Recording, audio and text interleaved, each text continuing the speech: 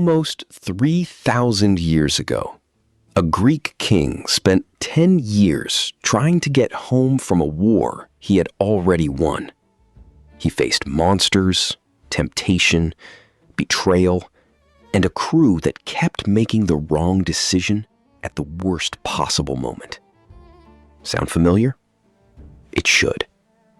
The Odyssey is not only a myth, it is one of the oldest case studies we have on strategy, risk, leadership, and patience.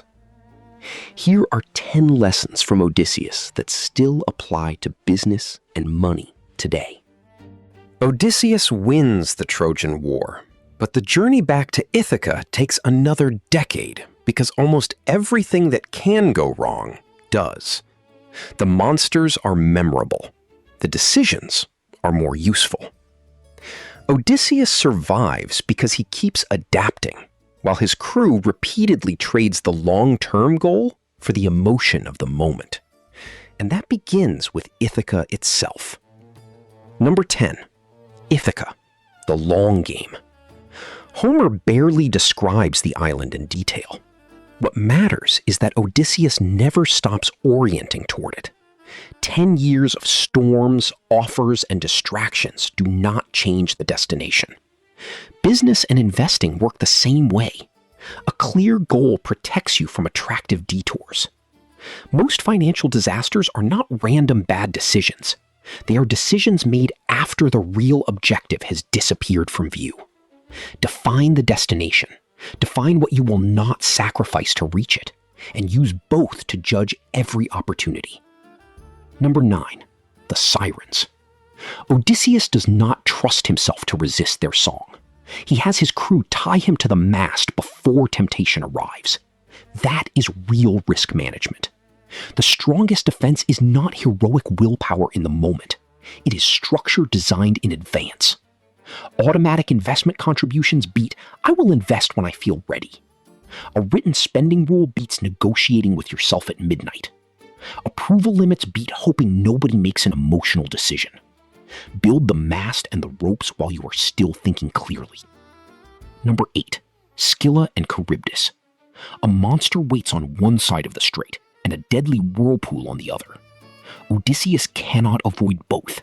He must choose the loss his crew can survive instead of gambling everything on a perfect escape.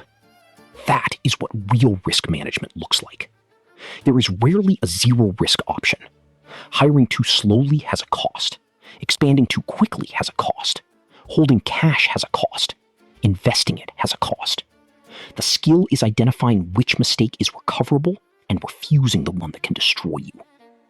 Number 7, the Cyclops.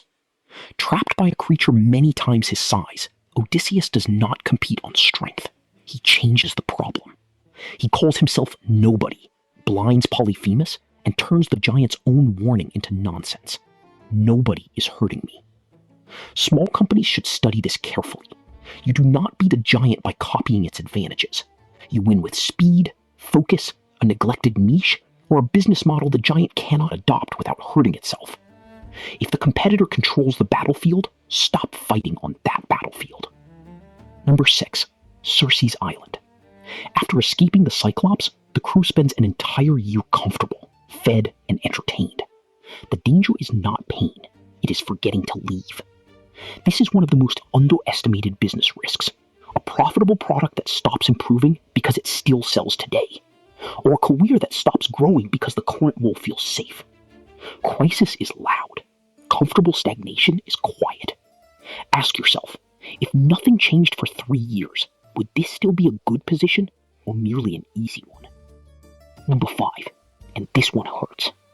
Odysseus receives a bag containing every unfavorable wind. Ithaca is finally in sight. Then his crew, convinced he is hiding treasure, opens it while he sleeps. The winds throw them back across the sea. The moment of maximum danger is often not the middle of the crisis. It is right before the goal, when impatience, greed, or mistrust make someone abandon the process that was working. Businesses and portfolios often fail late through an internal shortcut, not an external monster. Near the finish